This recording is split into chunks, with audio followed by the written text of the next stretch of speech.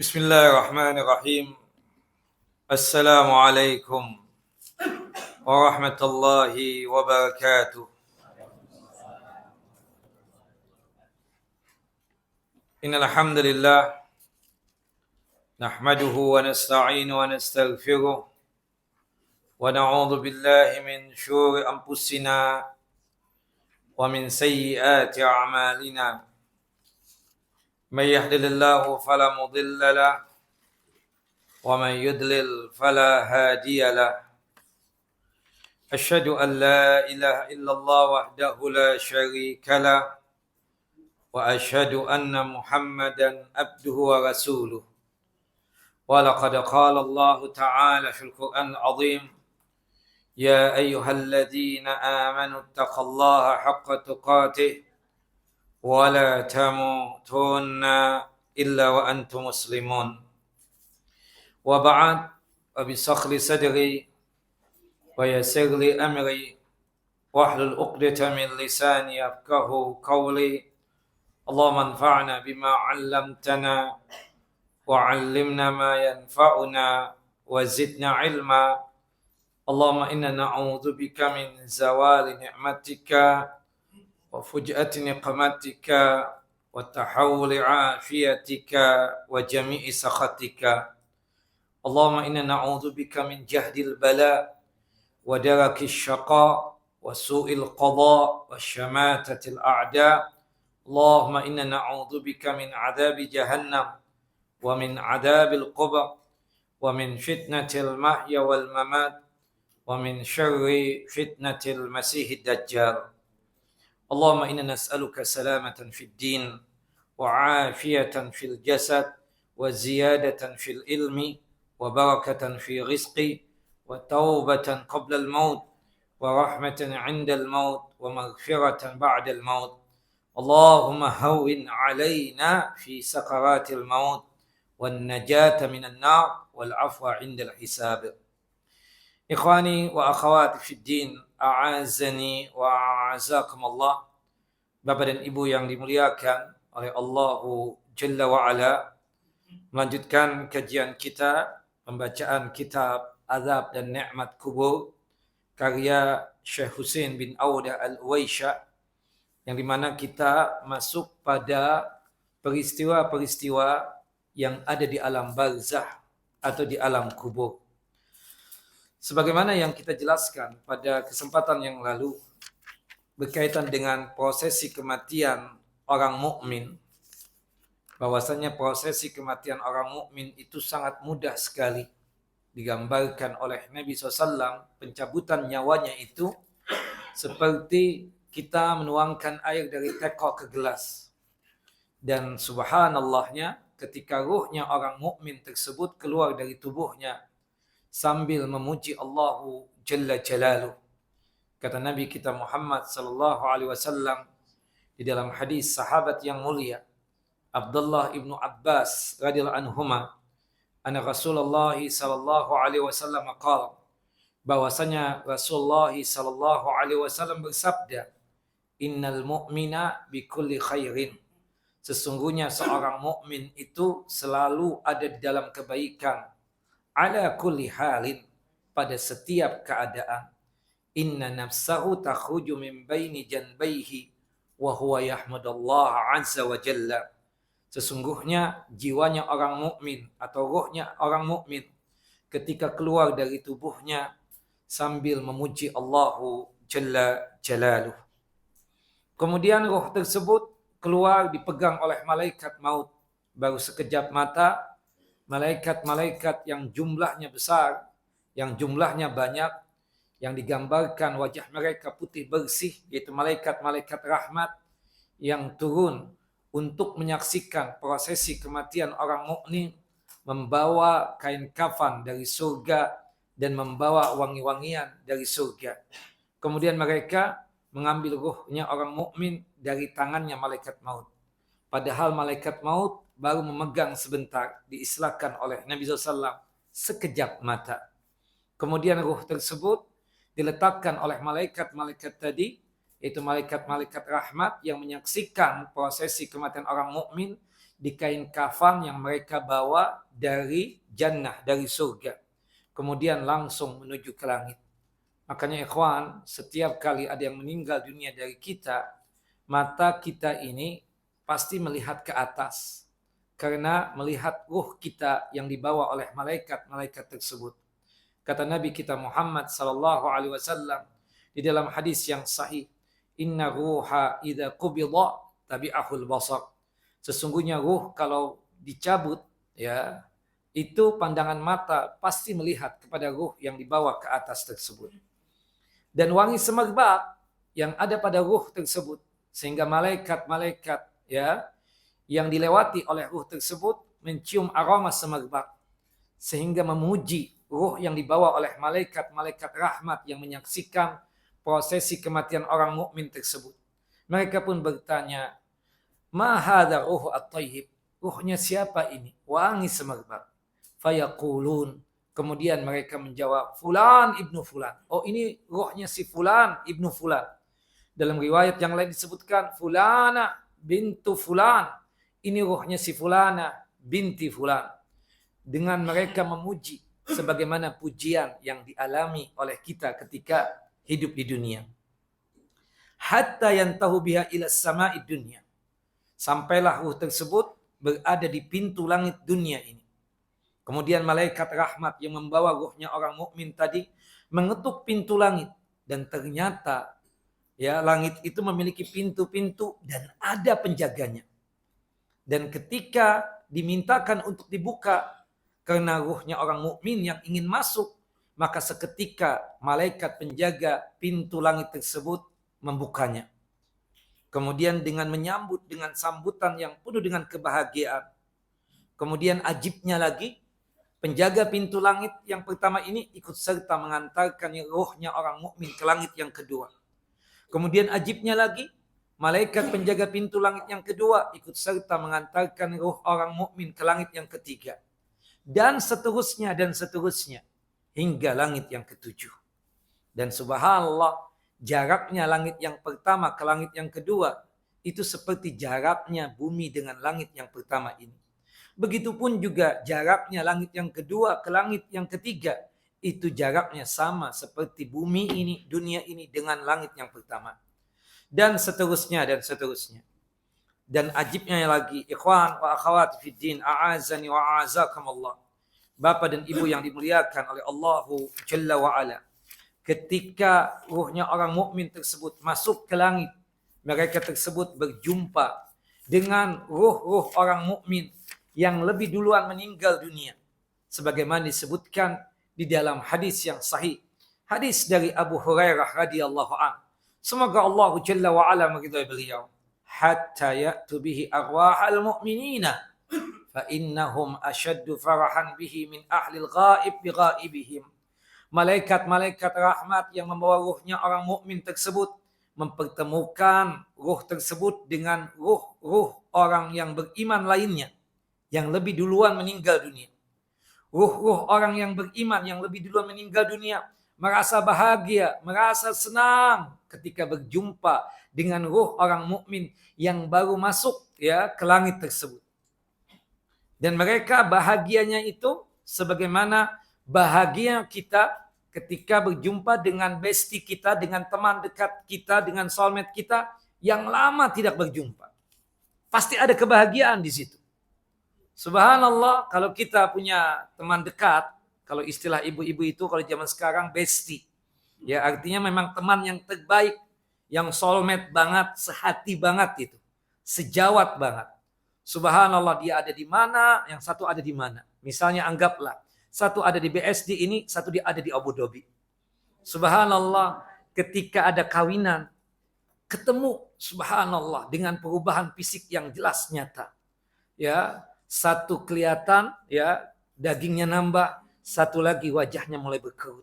Tapi dia kena bestie. Dia kenal betul. Ini bestinya, teman dekatnya. Subhanallah, ini soulmate-nya. Ketika berjumpa itu, sebagaimana anak TK ketemu dengan temannya. Dengan, subhanallah, dengan gerak-geriknya. Subhanallah, dengan kebahagiaan yang luar biasa. Seperti itulah yang dirasakan oleh kita ketika berjumpa dengan siapa? Teman dekat kita yang lama tidak berjumpa. Nah, subhanallah, ruh-ruh orang mukmin tadi yang lebih dulu meninggal dunia, ketika berjumpa dengan ruh orang mukmin yang baru masuk ke langit tadi itu bahagia yang luar biasa. Dan sempat-sempatnya dia tersebut menanyakan kabar. Subhanallah. Dan sempat-sempatnya menanyakan ya tentang orang-orang yang ada di dunia ini. Fayaquluna ma fa'ala fulan. Di mana kabarnya si fulan? Subhanallah. Masih ikut gak di kajian ini? Masih apa? Ulul albab. Masih suka bersandar gak di belakang? Subhanallah. Ya kan? Subhanallah. Masih ya. Nah, begitu kira-kira ya. Pertanyaan-pertanyaan tersebut. Nah, yang lainnya itu mengingatkan. Ruh-ruh yang lainnya itu mengingatkan. Da'uhu.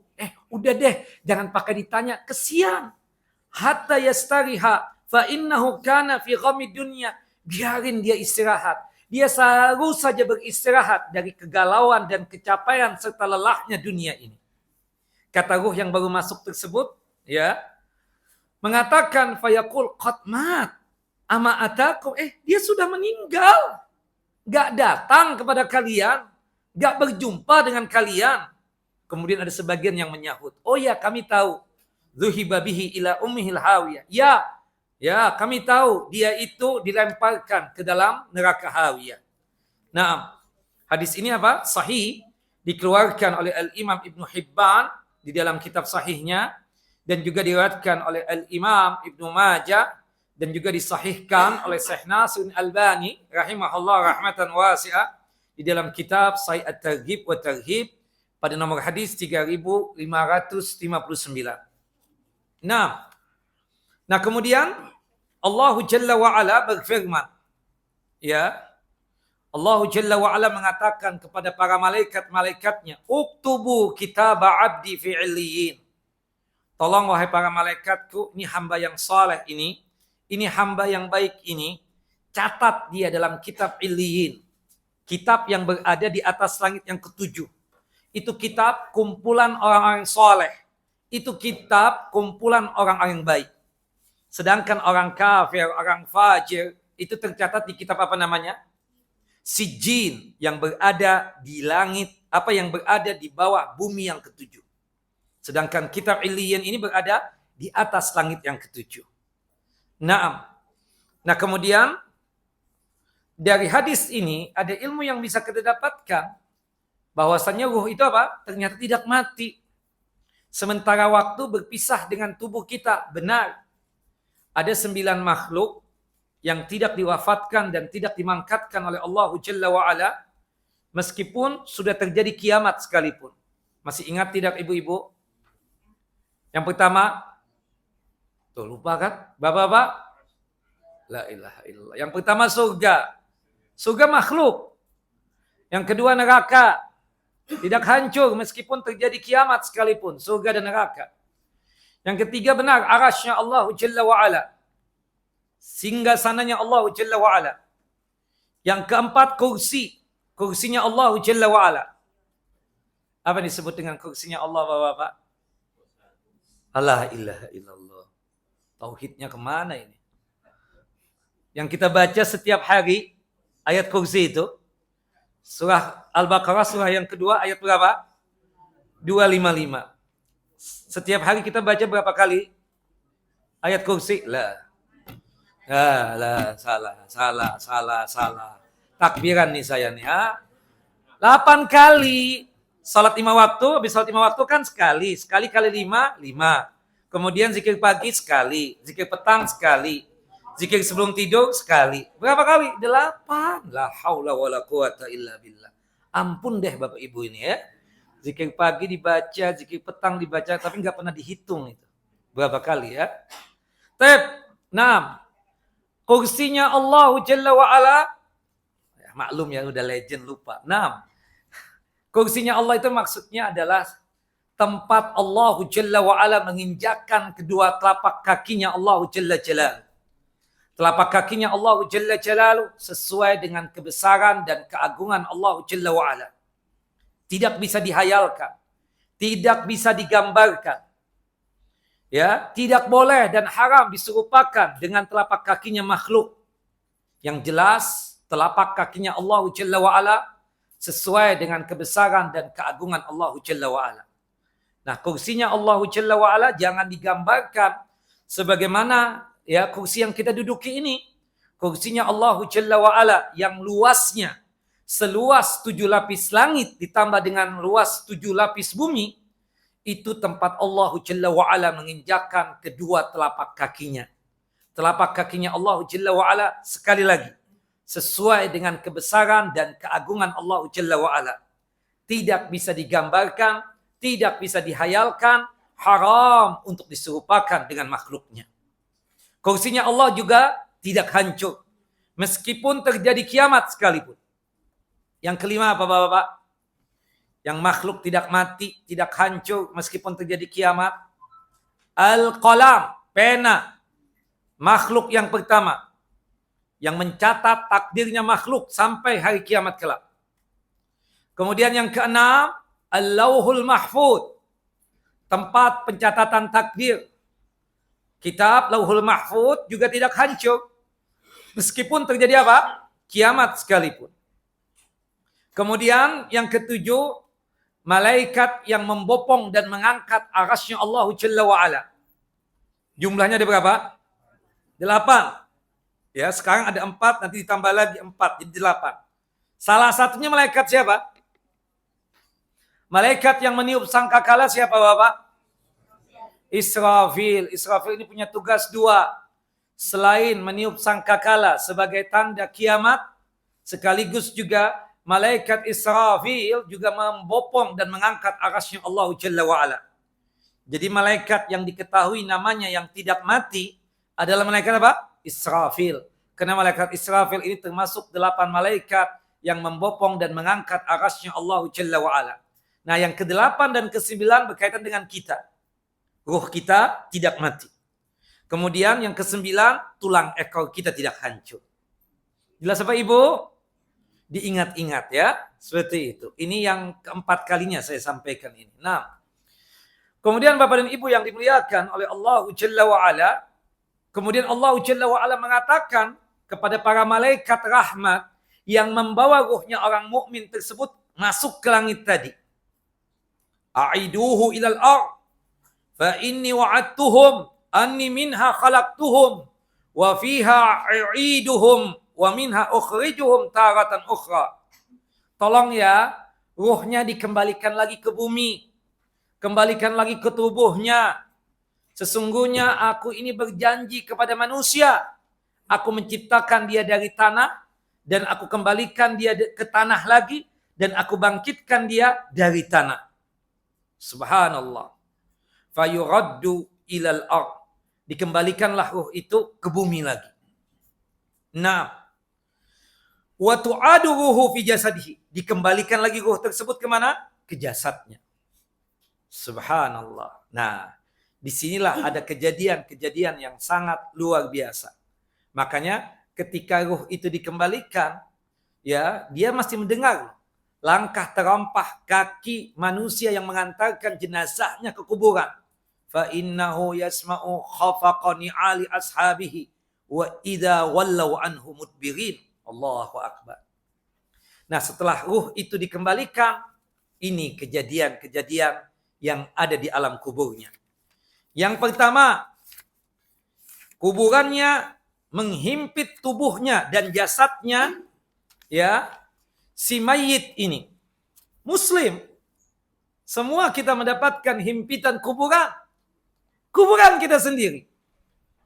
Kata Nabi kita Muhammad sallallahu alaihi wasallam, "Inna lil qabri dhaqtatan." Sesungguhnya kuburan itu memiliki himpitan. Semua kita dihimpit oleh kuburan kita sendiri. Falau naja au salima ahadun minha. Seandainya ada yang bisa selamat dari himpitan kuburan, maka yang paling pantas untuk selamat la naja Sa'ad ibnu Mu'az. Maka yang paling pantas untuk selamat dari himpitan kuburan adalah sahabat yang mulia Sa'ad bin Mu'az. Bapak Ibu, Sa'ad bin Mu'az ini sahabat yang mulia. Beliau meninggal mati syahid di peperangan Khandaq. Tahu tidak? Ketika Sa'ad bin Mu'adz itu meninggal dunia, arasnya Allah Jalla wa'ala bergoncang. Saking solehnya dan baiknya Sa'ad bin Mu'adz ini. Ketika Sa'ad bin Mu'adz meninggal dunia, 70.000 malaikat mendoakan beliau. Ditambah lagi malaikat-malaikat yang bertugas di antara bumi dan langit. Ditambah lagi malaikat-malaikat yang berada di langit. Saking baiknya sahabat Sa'ad bin Mu'adz ini, yang punya jaminan jannah surga. Sa'ad bin Mu'adz punya jaminan surga.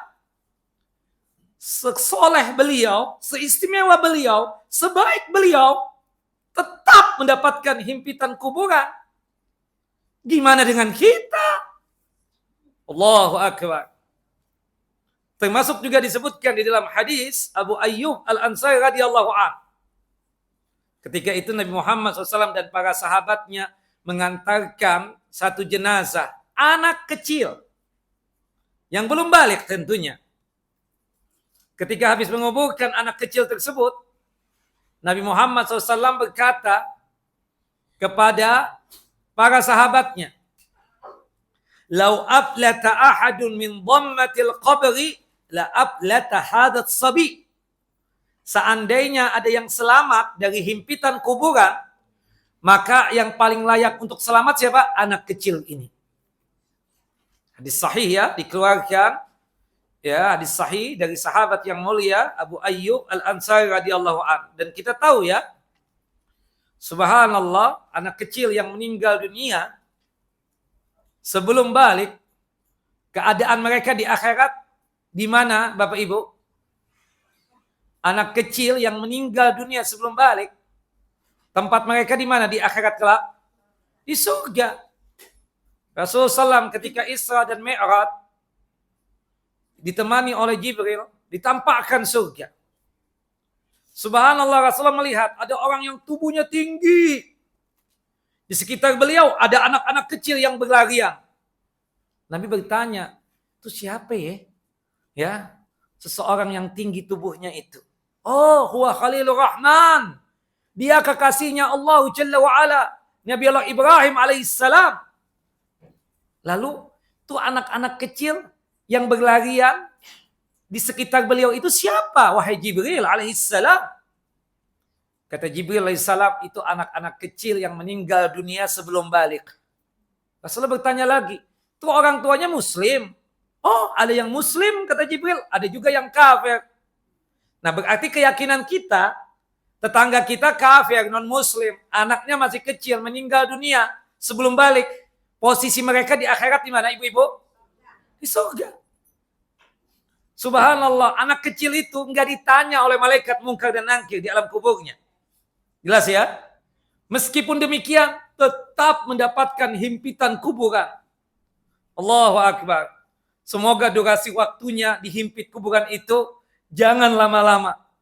Dan menurut keterangan para ulama, untuk orang mukmin, apalagi dia saleh, qanit, bertakwa kepada Allah Jalla wa'ala, diciptakan oleh Allah Jalla wa'ala adanya himpitan kuburan tersebut tidak lain ya untuk menghapuskan dosa-dosanya si mayit.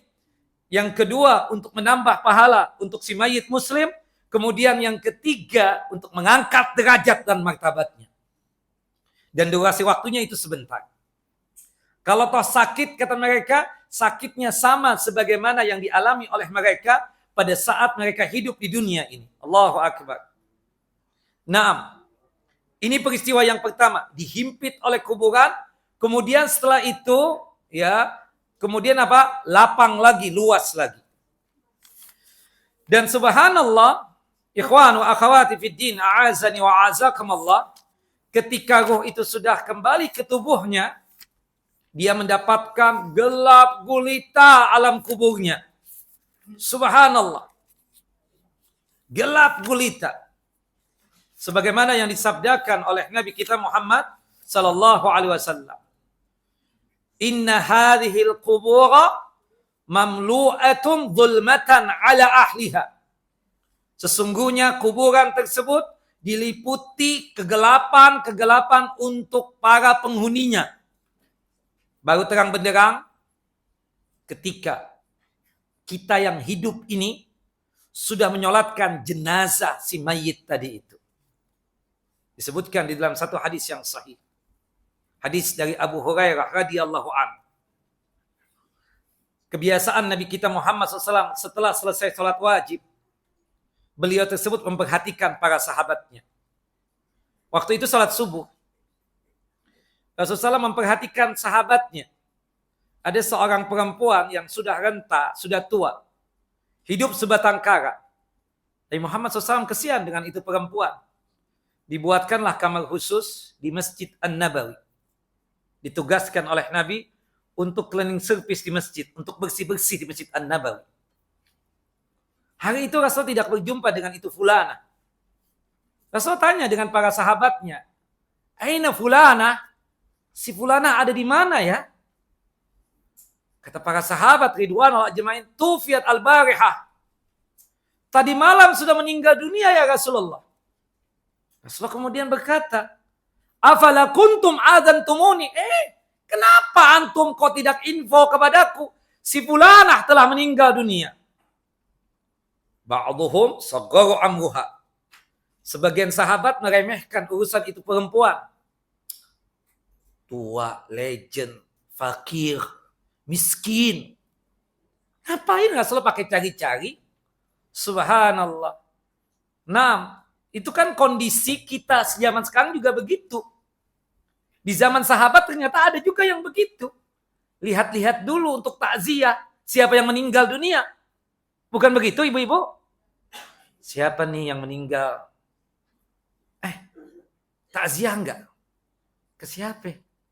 Itu fulan bin fulan. Oh, iya. Gimana? Insya Allah. Insya Allah apa nih? Insya Allah enggak ya, doa aja dari jauh. Subhanallah. Coba kalau yang orang hebat meninggal dunia. Di dunianya. Dia pejabat, dia orang kaya, tajir, ya. Subhanallah berpangkat. Enggak nunggu siang. Habis salat subuh juga sudah nongol di rumahnya untuk menampakkan wajah di hadapan kerabatnya. Ana datang. Subhanallah. Rasulullah marah. Kenapa membeda-bedakan seperti itu? Ada sebagian sahabat berkata, lah, bukan begitu ya Rasulullah. Enggak. Tadi malam meninggalnya ya Rasulullah. Kami khawatir jika info kepada antum, merepotkan antum, menyibukkan antum. Idzan duluni ala kubriha. Kalau begitu tolong dong tunjukkan di mana kuburan fulana binti fulan itu. Diantarkanlah Nabi Muhammad SAW ke makam si perempuan tadi itu. Kemudian Rasulullah SAW menyolatkan jenazah itu perempuan. Kata Ustadz nggak boleh sholat di kuburan. Benar. Sholat yang ada ruku dan sujudnya. Sholat jenazah cuma berapa kali? Takbir? 4 kali takbir. Takbir yang pertama baca apa bang? Takbir yang kedua apa bang? Allah la ilaha. Takbir yang kedua. Apa itu namanya? Salawat Nabi. Takbir yang ketiga. Doa sepanjang-panjangnya. Dengan tuluk ikhlas. Allahumma gfir lahu warhamhu wa'afi wa'fu anhu wa aqim nuzulahu. Dan seterusnya. Takbir yang keempat. Allahumma la tahrimna ajrahu wa la tubtinna ba'dahu. Allahumma gfir lana wa lahu. Kemudian salam. Nah. Jadi kalau kita memang bestie ya. Memang dekat ya. Kalau ana duluan. Rumah ana di Pondok Kelapa, Jakarta Timur. Silakan takziah ya. Solatkan jenazah ana pastikan. Tapi kalau antum yang duluan. Tolong info ya. Tolong info. Kirim aja ke WA. Ke grup WhatsApp. Insya Allah kita datang ya. Ya kemungkinan ibu-ibu yang duluan. Kan seperti itu. Nah, kita datang ibu-ibu. Nah subhanallah. Karena ibu-ibu ini sudah ada satu jembatan kematian. Apa bu? Bu? Jembatan kematian ibu apa nih? Legend, tua. Kalau sakit 2 jembatan kematian. Bukan begitu? Sakit itu jembatan kematian. Tua juga apa?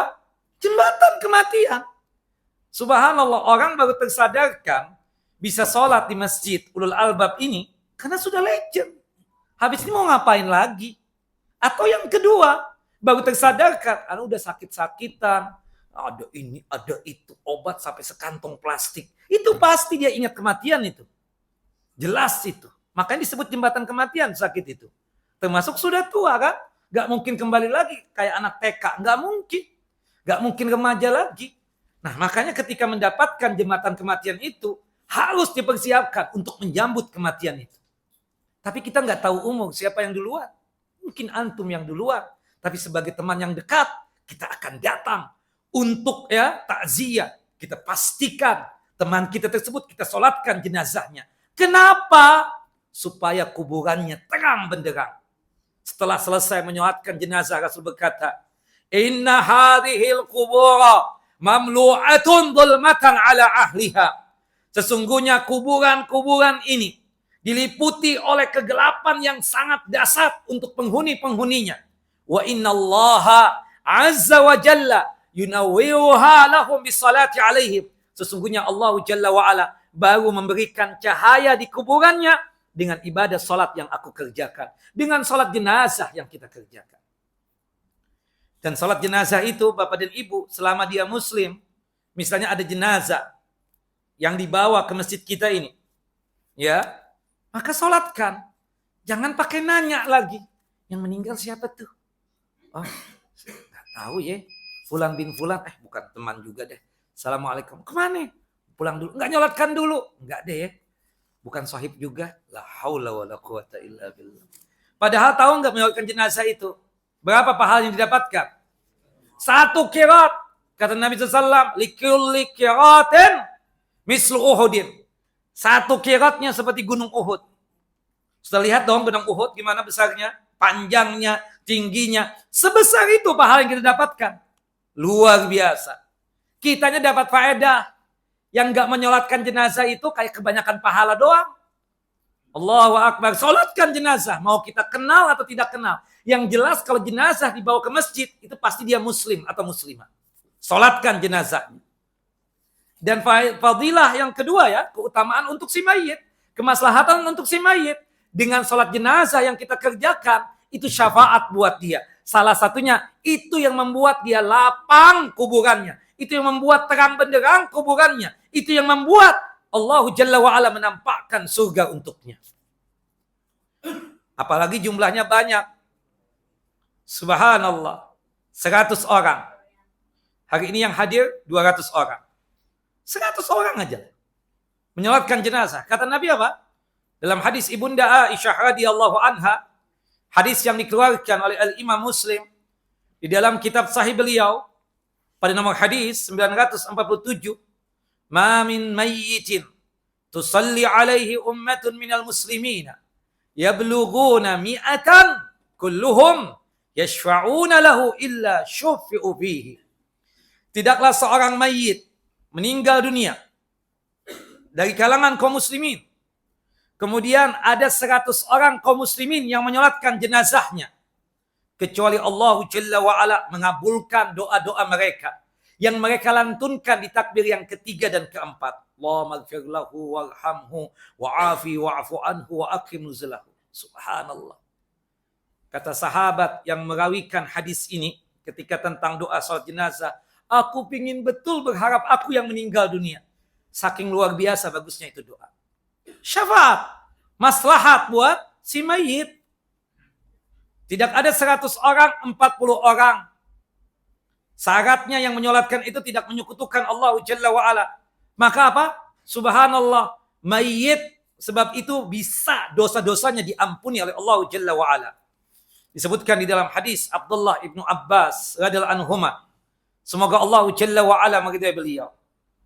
Anna Rasulullah sallallahu alaihi wasallam qala. Bahwasanya Rasulullah sallallahu alaihi wasallam bersabda. Ma min rajulin muslimin yamutu fayaqumu ala janazatihi arba'una rajulan la yusyrikuna billahi syai'an illa syaffahumullahu fihi. Tidaklah seorang muslim meninggal dunia kemudian disolatkan jenazahnya 40 orang yang dimana 40 orang ini tidak pernah berbuat kesyirikan, tidak pernah melakukan dosa syirik, ya, baik syirik besar ataupun syirik kecil. maka Allah Jalla wa'ala akan menerima doa mereka, mengabulkan doa mereka, dan memperkenankan doa mereka. Doanya apa? Allah maghfirlahu, ya Allah ampuni dosa si mayit.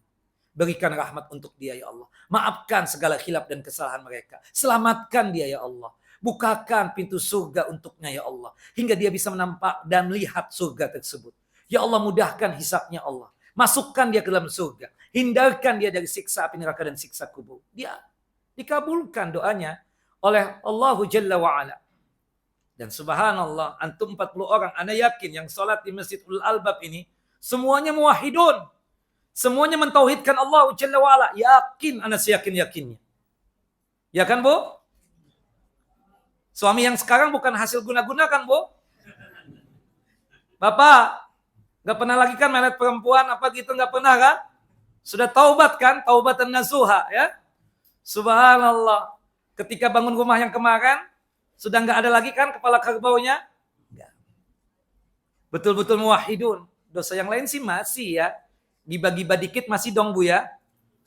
Iya, ya itu kan ngakuin. Ya kata ibu tadi itu. Subhanallah, Bapak ya. Subhanallah. Hah? Nah, mata masih jelalatan ada dong Pak ya, sedikit-sedikit ya. Nah, dosa juga kan seperti itu. Tapi untuk syirik antum enggak kayaknya. Kan seperti itu. Bayangkan yang menyolatkan jenazah itu 40 orang yang mentauhidkan Allah Jalla wa'ala. Maka apa? Syafaat buat si mayit. Diampuni dosa si mayit tadi. Luar biasa. Maka oleh sebab itu ikhwan wa akhawati fid din a'azani wa a'azakumullah, kita berusaha setiap kali ada jenazah kita menyolatkan jenazahnya. Syafaat buat dia, maslahat buat si mayit, dan maslahat juga buat kita. Syukur-syukur ada 3 shaf. Kata Nabi SAW, jenazah disolatkan 3 shaf, wajabat lahul jannah. Maka jaminan surga untuknya. Allahu Akbar. Nah, jadi pertama kali apa? Ketika ruh itu dikembalikan, kondisi kuburannya apa? Gelap gulita. Ini peristiwa yang kedua. Setelah dihimpit, gelap gulita lagi.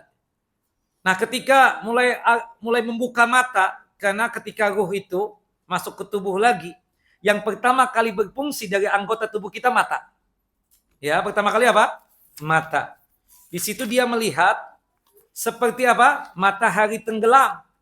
Nah, di situ juga sudah hadir apa? Sudah hadir mungkar dan nangkir tersebut.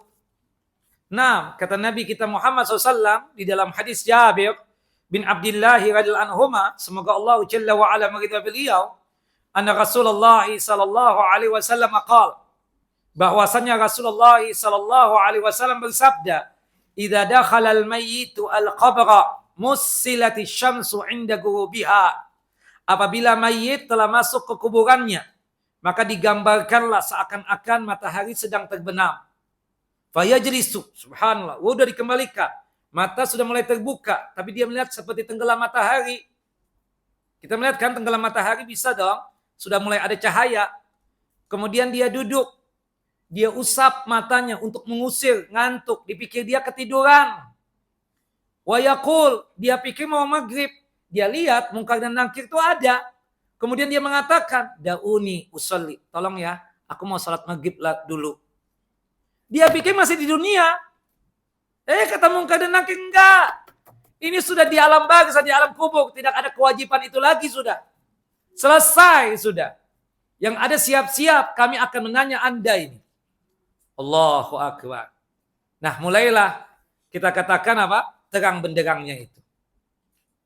Nah, mungkar dan nangkir mencoba untuk masuk ke kuburan si mayit muslim ini.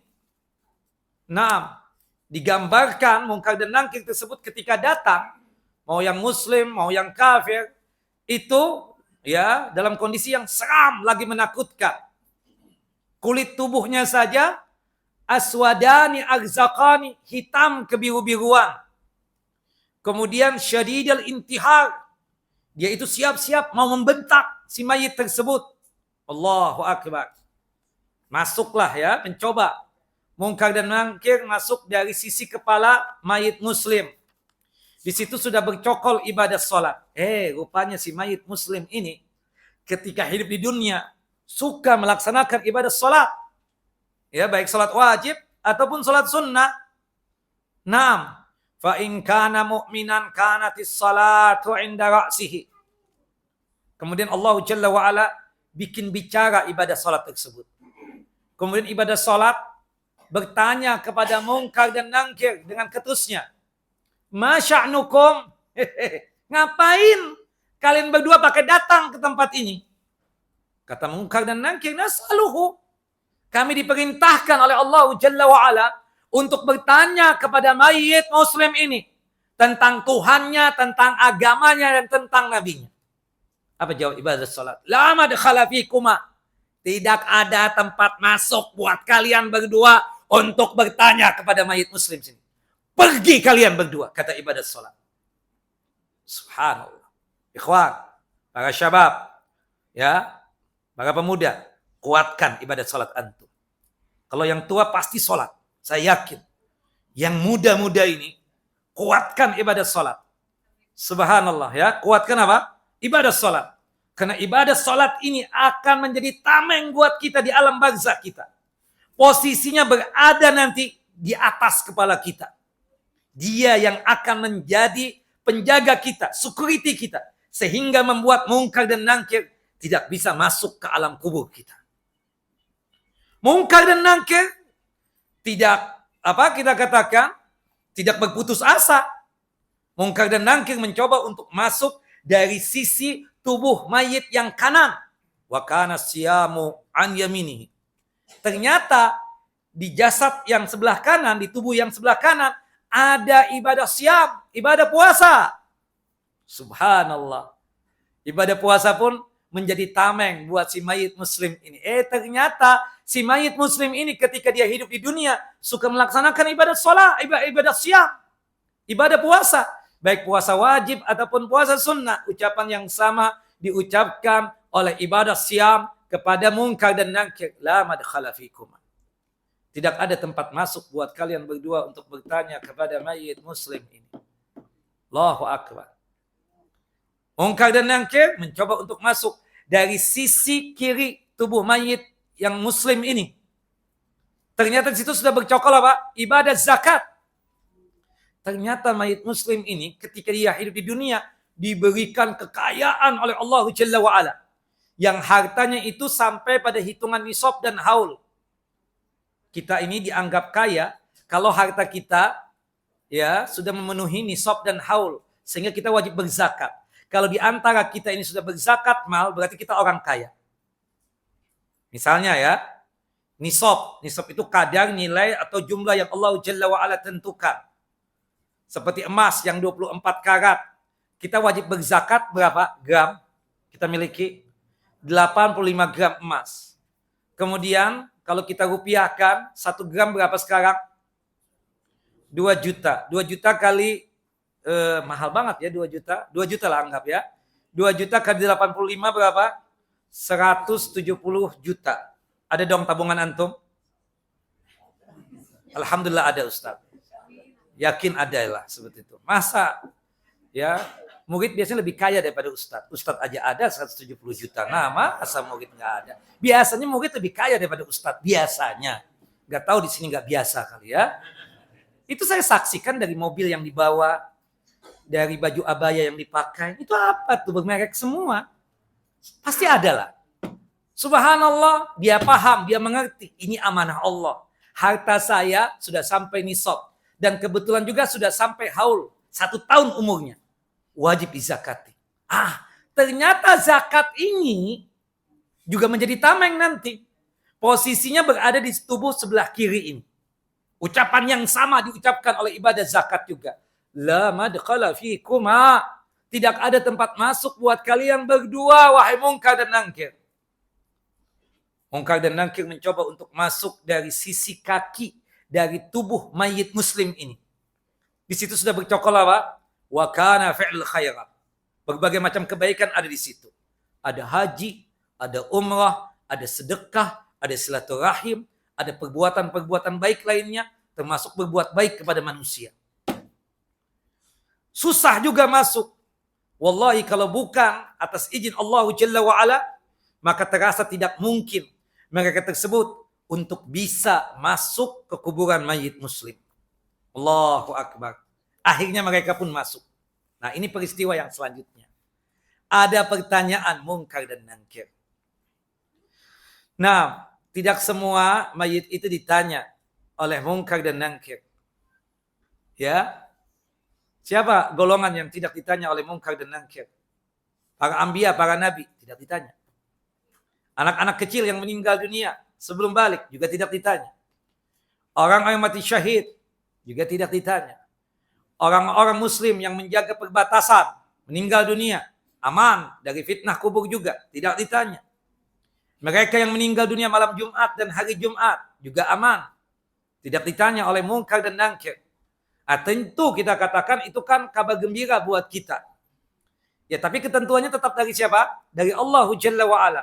Ustaz, kalau meninggal malam Jumat, hari Jumat, nggak ditanyakan? Ya, Anda berdoa Ustaz, malam Jumat, hari Jumat, supaya Anda diwafatkan saja. Nah, tapi pasti nggak Ustaz? Nah, kepastian itu datangnya dari siapa? Dari Allah, bukan kita. Kita cuma menginfokan bahwasannya man mata fi yaumil jum'ah au lailatul jum'ah waqaha Allah min fitnatil kubur. Barang siapa yang meninggal dunia hari Jumat atau malam Jumat, maka aman dari fitnah kubur. Allah Jalla wa'ala akan jaga dia dari fitnah kubur. Fitnah kubur itu apa sih? Marabbuka. Siapa Tuhan? Wa madinuka. Apa agamamu? Wa man nabiyuka. Siapa nabi? Itu fitnah kubur. Nah, ketika ditanya tersebut, itu malaikat mungkar dan nakir mendudukkan mayit muslim. Didudukkan. Oleh siapa? Oleh mungkar dan nakir. Nah, sebagaimana disebutkan di dalam hadis Barra bin Azib radhiyallahu an.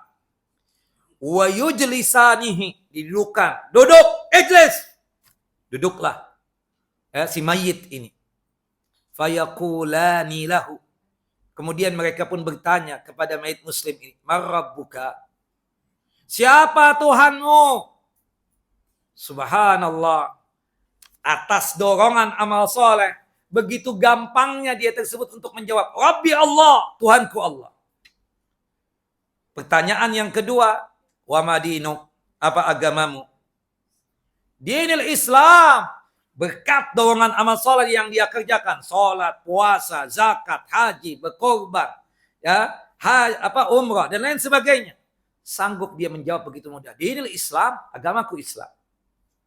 Siapa Nabi yang diutus kepadamu? Muhammad bin Abdullah. Nabi dan Rasulullah. Utusan Allah Jalla wa'ala. Nah, sempat mungkar dan nangkir itu saling berbicara.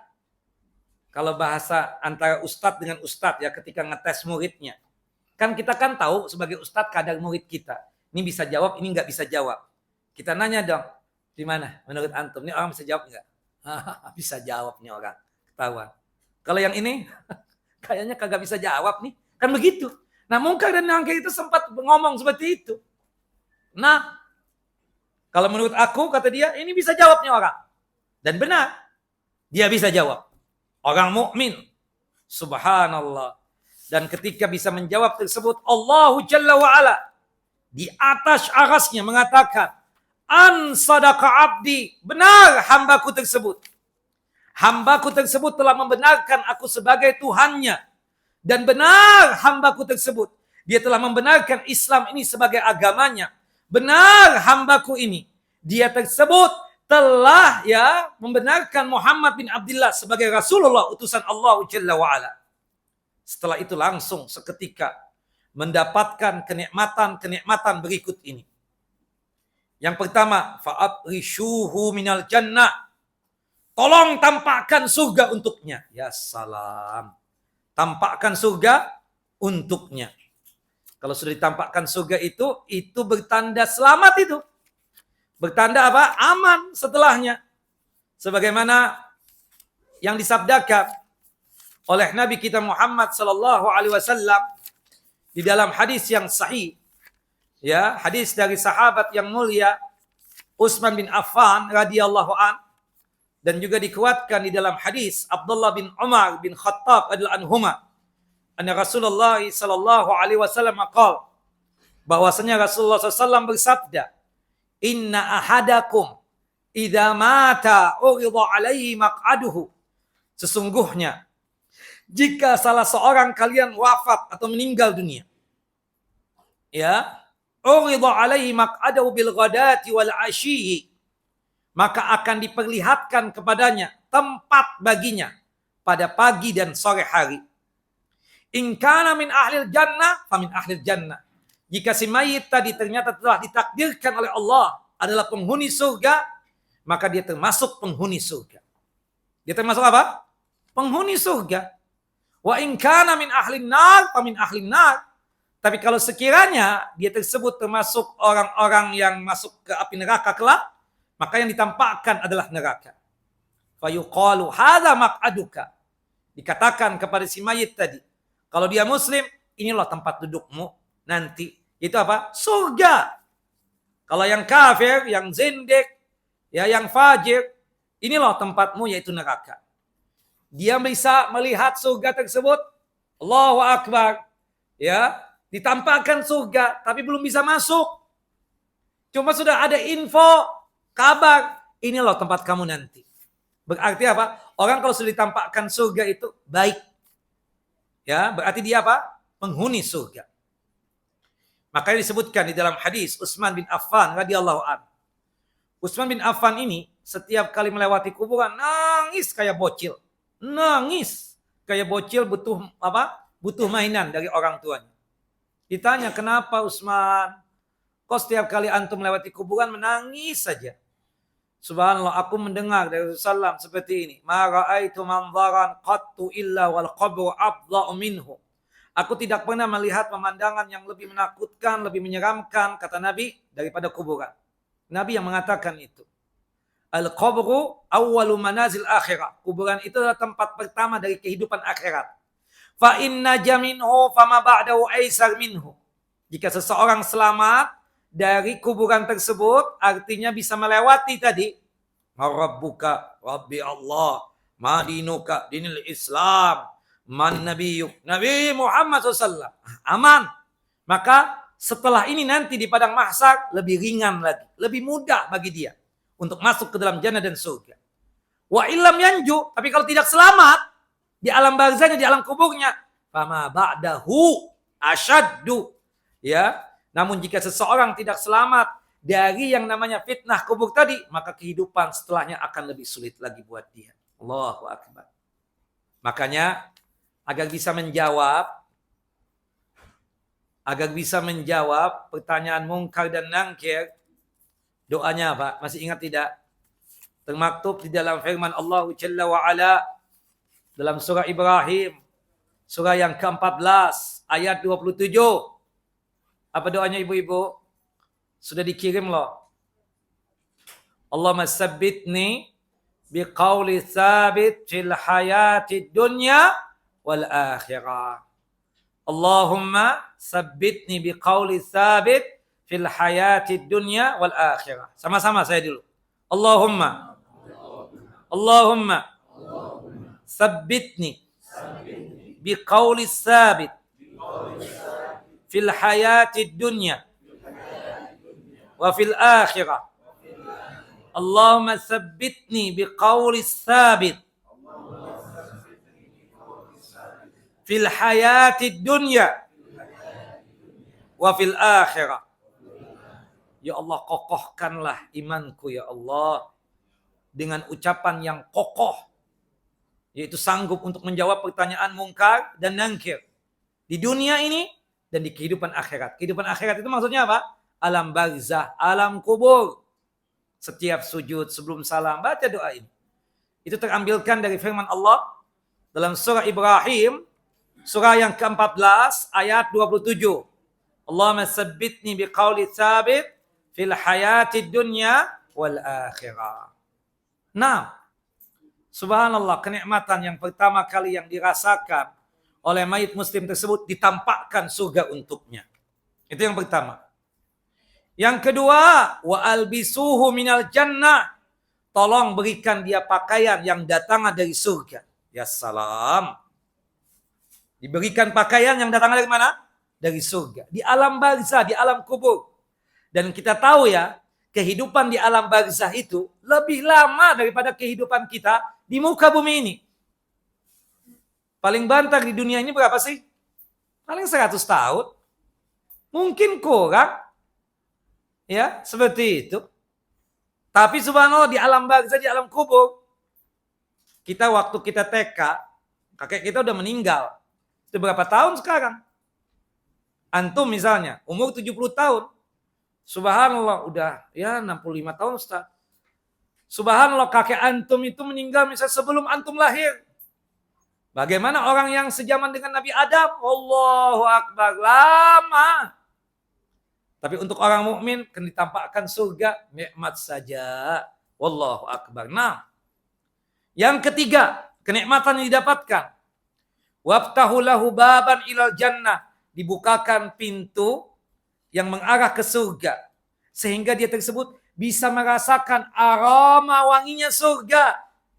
Fayatihi min ruhiha wa tibiha. Ya salam. Nah, dibukakan berapa? Dibukakan pintu yang mengarah surga. Sehingga aroma wangi surga itu bisa tercium oleh dia di alam barzahnya, di alam kuburnya. Dia belum masuk surga. Cuma bisa melihat surga dan bisa merasakan aroma sedapnya surga, wanginya surga. Itu yang keberapa? Yang ketiga. Yang keempat, wa yubsahu lahu fi qabri madda basarihi. Dilapangkan kuburannya sejauh mata memandang. Dalam riwayat yang lain 70 hasta kali 70. Berapa tuh? 70 hasta kali 70. Allahu Akbar. Dilapangkan kuburannya ya. Sejauh mata memandang. Atau 70 hasta kali 70. Luas banget itu. Bisa lari-lari itu. Subhanallah. Allahu Akbar. Itu yang keempat. Kemudian yang selanjutnya. Yang kelima. Yumatsalu lahu rajulun hasanul wajah. Hasanul siyab. Tiburih. Kemudian yang kelima. Datang seseorang, digambarkan wajahnya rupawan, pakaiannya keren, bagus, badannya wangi semerbak. Allahu Akbar. Tahu-taunya orang ngomong sama si mayit muslim, Ubassiru billadzi yasurruka. Aku memberikan good news, kabar gembira buat engkau wahai mayit muslim. Apa kabar gembiranya? Ubassiru biridwanin minallah. Aku kabarkan kabar gembira buat engkau yang pertama. Ini good news yang pertama. Engkau telah mendapatkan ridhonya Allah Jalla wa'ala. Ya salam. Dengar kabar kita mendapatkan ridhonya Allah. Allah senang sama kita. Allah ridho dengan kita. Allahu Akbar. Pertama. Yang kedua. Wa jannatin fiha na'imun muqim. Aku kabarkan gembira yang kedua. Good news yang kedua. Engkau mendapatkan surga. Ya. Ketika masuk surga, kekal abadi di dalamnya. Selama-lamanya. Allahu Akbar. Si mayit muslim pakai nanya nih orang. Siapa? Ya. Kata mayit muslim, subhanallah, dia nanya. Ketika ditanya tersebut, si orang yang rupawan, baju keren, bagus tadi, badan wangi mengatakan, Hada yaumuka alladzi kunta tu'ad. Ini loh, hari yang dijanjikan kepada engkau. Ingat enggak? Ketika ada ustadz ngomong, di Masjid Ulul Albab itu. Ingat nggak engkau? Diingatkan tuh. Ketika di kajian ini, di kajian itu, dan seterusnya. Ingat, dulu yang dijanjikan itu sekarang engkau dapatkan kan? Benar kan? Kata orang tersebut. Si mayit pakai nanya lagi. Man anta? Kamu siapa ya? Subhanallah. Fawajhuka al-wajhu yaji'u bil khair. Dari wajah aja udah kelihatan kamu orang baik nih. Subhanallah. Kita kan ketahuan ya. Saya nggak tahu kalau di dunia kan ganteng, jelek. Cantik, ugly. Kan seperti itu. Nah, sudah ketahuan. Kalau jelek kan kita takut aja pembawaan. Bukan begitu? Ya Allah, jangan mau bunuh anak nih orang ini kan. Seperti itu. Tapi kalau yang handsome atau apa gitu kan, baik kayaknya. Murah senyum dan seterusnya. Padahal bisa jadi dia menikung dari belakang tuh. Ya kan begitu. Bisa jadi nusuk dari belakang. Tapi kalau di akhirat kan nggak begitu. Ketika ditanya, kayaknya kamu orang baik ya kelihatan dari wajahmu. Man anta, siapa kamu ini? Kata dia, fayaqul ana amaluka salih. Aku adalah amal solehmu. Salatmu, puasamu, zakatmu, hajimu, pakai hijabmu ya untuk perempuan ya. Kemudian hajimu, umrahmu, korbanmu dan lain sebagainya. Luar biasa. Amal soleh ya. Termasuk ibadah kurban nih. Allahu Akbar, yang terbaik ya. Ibadah kurban tuh yang terbaik. Supaya nanti bisa nemani kita di akhirat kelak. Dengan digambarkan seseorang yang berwajah rupawan tadi itu ya kan. Termasuk bagian amal soleh. Makanya kalau berkurban itu jangan hitung-hitung ya. Dalam artian subhanallah. Kalau kita melihat ya dari antum itu. Kalau untuk apa? Untuk menguatkan diri ya. Untuk penampilan dan seterusnya luar biasa. Ya, yang laki-laki dulu. Dari rumah dijabanin, mobil juga. Belum lagi tas, sepatu dan seterusnya. Itu bicara laki-laki. Ibu-ibu lebih luar biasa lagi. Perawatan wajah aja sudah berapa itu? Dari skincare, kemudian serum, kemudian apalagi kita katakan moisturizer, sunblock. Wah, makanya banyak tuh suami zaman sekarang tahu-tahu mati mendadak. Ya kan seperti itu. Allahu Akbar. Nah ini berkorban, Allahu Akbar, seenaknya aja. Makanya antum tahu enggak tuh? Nabi Ismail, subhan Nabi Ibrahim itu yang dikorbankan apa? Anaknya. Sedangkan Nabi Ismail yang dikorbankan diri sendiri. Subhanallah, tapi happy ending kan? Happy endingnya itu apa? Digantilah Ismail itu dengan tebusan apa? Kambing kibas yang besar.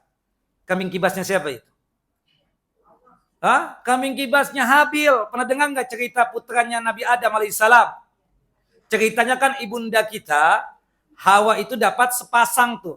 Laki perempuan, laki perempuan, laki perempuan.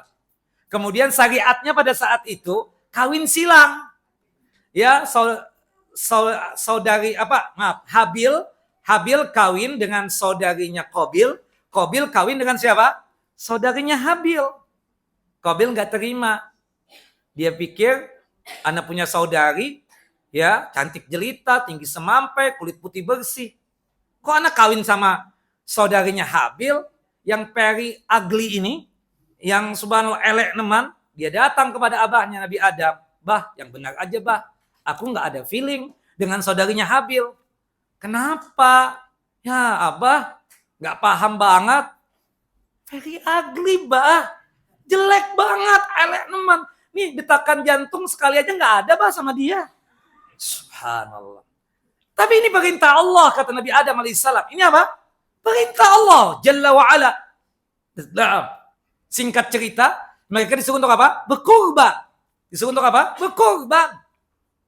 Akhirnya Habil seorang peternak.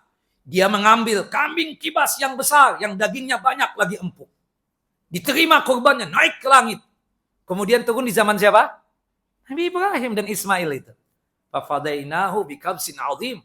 Kemudian kami tebus tuh Ismail dengan kambing kibas yang besar. Kambing kibasnya siapa? Habil. Sedangkan Qabil seorang petani berkebun. Dia mengambil buah-buahan yang busuk. Kemudian sayur-mayur yang busuk disambar oleh petir. Tidak diterima kurbannya. Nah, Bapak Ibu, saya nggak tahu nih keturunannya Habil apa Qabil. Kan seperti itu. Nah, kalau kita serius nih berkorbannya, betul-betul mencari yang betul-betul yang sesuai dengan syariat, ya, sapinya gemuk, dagingnya banyak, empuk, kambing juga begitu. Habil, kita keturunan ke Habil. Tapi kalau misalnya kurus banget, dagingnya dikit banget, sakit-sakitan lagi, matanya nggak sempurna lagi, keturunannya Qabil berarti kan seperti itu. Nah, itu kan amal soleh kita nanti yang kelak akan bersatu tuh. Berwujud seseorang yang rupawan, ya, yang pakaiannya bagus, bukan begitu? Kemudian penampilannya keren. Berwujud itu nanti. Sebagaimana disebutkan di dalam hadis Bara bin Azib ini. Kata dia, ana amaluka saleh. Aku ini amal saleh kamu. Fa wallahi, demi Allah, ma alimtuka illa kunta sari'an fi ta'atillah. Aku bersaksi demi Allah. Engkau ini orang baik.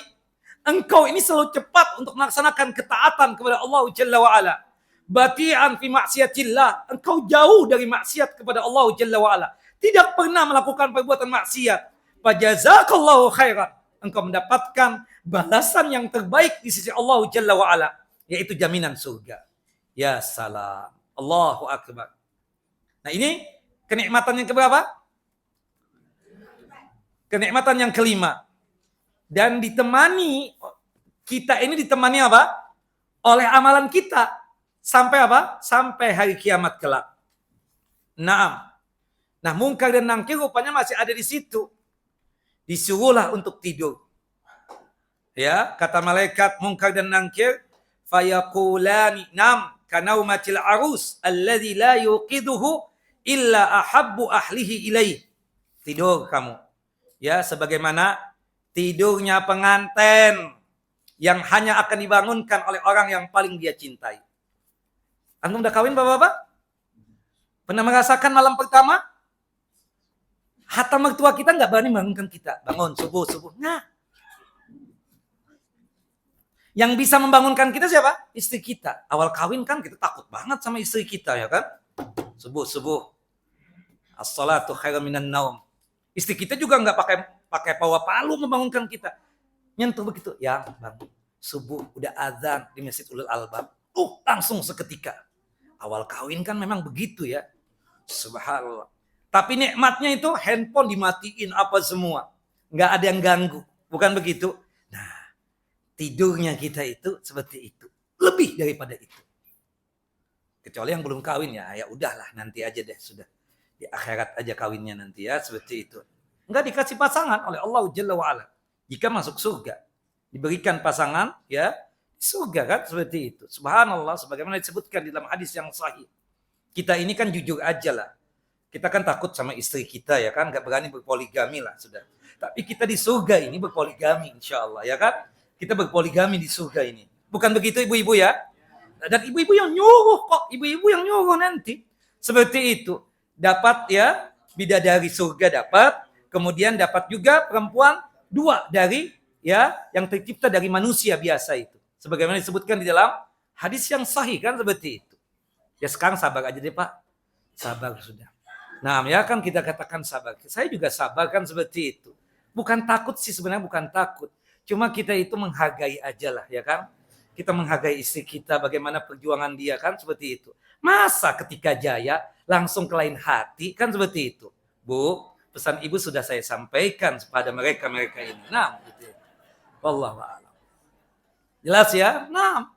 Dulu gimana belangsaknya tahu-tahu sudah jaya Allahu Akbar. Contoh Rasulullah. Baru bisa berpoligami kapan? Ketika Ibunda Khadijah meninggal. Nah, kalau istri antum meninggal, baru deh, monggo silakan. Kalau istri yang pertama itu berat masih ya. Seperti itu. Wallahu a'lam bishawab. Berat, enggak tahu. Kita mikirkan bagaimana perjuangan dia. Masukkan 1 piring dulu kan. Berat itu. Subhanallah. Mau naik angkot. Dulu mana ada. Wajah pas-pasan. Duit juga kagak ada. Tahu-tahu kita diterima oleh dia. Setelah kita sukses, tahu-tahu kita mencoba ke lain hati. Itulah terjadi perang dunia banyak kan. Setelah itu. Wallahu a'lam bishawab. Tapi di akhirat kelak, insyaAllah. Alhamdulillah. Allah jadikan. Karena bagaimanapun, laki-laki itu tercipta Pak. Subhanallah. Ingin menambah itu. Ya. Cuma gak ada keberanian aja. Dan gak ada syarat aja. Tapi kalau ibu-ibu lain. Bukan bidadara. Sebagaimana kata ibu-ibu. Aku dapat bidadara. Gak ada Bu. Ibu dapatnya lain lagi. Subhanallah. Ibu di dunia ini yang paling disukai siapa Bu? Bu. Di dunia paling disukai apa? Perhiasan. Perhiasan. Anting-antingnya. Kalungnya. Cincinnya. Dan seterusnya. Itu yang akan ada. Ini kalau bisa boleh memilih nih. Allahu Akbar. Milih suami. Ataukah perhiasan. Kayaknya ibu-ibu tuh banyak tuh cap-cipcuknya. Berlian. Emas. Dan seperti itu. Wallahu a'lam bishawab. Makanya kalau ada perempuan yang gak suka berlian, emas, intan, permata itu. Wallahu a'lam. Kayaknya ada sesuatu yang subhanallah. Agak lain kayaknya begitu loh. Wallahu a'lam. Hatta istri ustaz aja deman. Masa istri antum gak deman? Aneh kan? Seperti itu. Wallahu a'lam bishawab. Nah, Ibunda Aisyah aja pakai. Masa istri antum? Aku nggak suka, nggak usah. Padahal kalau dikasih tuh, Mim, ini emas 1 kilo buat kamu. Nah, Diterima itu yakin saya. Nah, wallahu a'lam. Nah itu bedanya Bu ya, bedanya begitu. Nah, tapi udahlah, antum sudah jangan menghayal lah, sudah tua-tua juga kan, legend juga, jalan dituntun. Udahlah, antum persiapan kematian aja. Jangan mikirkan yang lain-lain sudah ya. Seperti itu. Jalan dituntun, masuk aja tadi. Aduh, tergopoh-gopoh tadi. Mau kawin lagi? Kelewatan antum. Wallahu a'lam bishawab. Nah, nanti kalau antum fisik kuat, fulus kayak tisu, comot ada lagi, sanggup untuk mentarbiyah anak-anak dan seterusnya. Bismillah. Nah, bismillah aja. Seperti itu. Tapi subhanallah kalau ada masalah jangan curhat sama ustaz. Antum sendiri selesaikan. Wallahu a'lam bishawab. Karena sifat wanita itu berat ya, subhanallah. Boleh antum katakan saya ini, bintang itu. Boleh saya ini itu. Tapi ketika di hadapan istri, wallahu a'lam, apa yang terjadi nanti? Nah, maka oleh sebab itu, ikhwan wa akhwati fid din, a'azani wa a'azakumullah, Bapak dan Ibu yang dimuliakan oleh Allah Jalla wa Ala, kita ditemani oleh amal soleh kita. Dan kita tidurnya itu seperti tidurnya pengantin. Nikmat betul. Yang berani membangunkan orang yang mencintai dia saja. Yang betul-betul yang dia sayangi. Berani untuk membangunkan dia. Wallahu a'lam bishawab. Itu yang keberapa? Kelima. Kemudian yang keenam, Bapak dan Ibu yang dimuliakan oleh Allah Jalla wa Ala, ya, disebutkan di dalam hadis yang lain ya, kenikmatan yang didapatkan selain daripada itu, ada yang mengatakan kenikmatan yang lainnya. Yang dimana ya dia tersebut dikabarkan satu kebahagiaan yang luar biasa ya. Sampai pada akhirnya dia itu berdoa kepada Allah Jalla Jalaluh ketika dinampakkan kenikmatan tadi dengan doa seperti ini. Rabbi ajil qiyamas sa'ah. Rabbi ajil qiyamas sa'ah. Ya Allah, segerakan hari kiamat terjadi. Kaima arji'u ila ahli wa mali. Agar aku bisa kembali lagi kepada keluargaku dan kepada hartaku. Untuk apa? Untuk menghabarkan kepada mereka bahwasannya kenikmatan akhirat itu luar biasa. Kenikmatan alam barzah itu luar biasa. Kenikmatan alam kubur itu luar biasa. Allahu Akbar. Nah, ini kenikmatan-kenikmatan yang ada. Maka oleh sebab itu Bapak dan Ibu, kita memohon meminta kepada Allah Jalla Jalaluh agar Allah Jalla Jalaluh memudahkan kita di alam barzah kita dan di alam kubur kita. Nah, tadi ada doa ya yang kita ingin ingatkan supaya kita terhindar dari yang namanya apa? Fitnah kubur. Atau paling tidak kita bisa menjawab, Allahumma sabbitni biqauli sabit fil hayatid dunya wal akhirah. Surah Ibrahim, surah yang ke-14 ayat 27. Ayat 27. Nah, ayat 20, surahnya surah ke-14. Tapi Bapak dan Ibu, selesai ini. Kita masuk kepada pembahasan prosesi kematian orang kafir. Orang kafir ini berat banget ya. Matinya itu yang kesakitan, betul-betul kesakitan luar biasa. Dan malaikat yang datang pun berbeda-beda kita katakan. Ya, malaikat yang datang kepada orang-orang yang saleh, orang mukmin yang saleh, itu digambarkan wajah mereka putih bersih, adalah malaikat-malaikat rahmat. Tapi kalau orang kafir yang datang itu, malaikat yang wajahnya itu bengis. Giladun syidadun, bengis banget. Sudul wujuh, wajahnya hitam pekat. Ma'ahum masu minnar, bersama mereka kain kapan yang datangnya dari neraka. Naam. Fayajlisu minhum maddal basar, sekaligus juga membawa bau-bauan dari neraka. Dia duduk, jumlah mereka itu sejauh mata memandang. Summa yaji'u malakul mauti hatta yajlisa inda ra'sihi. Kemudian malaikat maut datang, berada di sisi kepalanya. Kemudian berkata kepada mayit kafir ini atau fajir ini, ayatuhan nafsul khabisa, hei jiwa yang jelek, yang busuk, ukhruji ila sakhatin minallah wa ghadabin. Keluar engkau dari tubuh ini untuk menuju murkanya Allah dan marahnya Allah Jalla wa Ala. Berat betul. Untuk apa? Untuk keluar dari tubuhnya si mayit, dari tubuhnya mayit kafir ini, ruh tersebut. Naam, sampai akhirnya Malaikat-malaikat yang digambarkan wajah mereka itu sangat seram, sangat bengis, hitam pekat, menggebukin wajah-wajah mereka dan badan-badan mereka. Sebagaimana yang diabadikan oleh Allah Jalla wa'ala di dalam surah Al-An'am, surah yang ke-6 ayat 93 dan surah Al-Anfal surah yang ke-8 ayat 50. Walau tara idh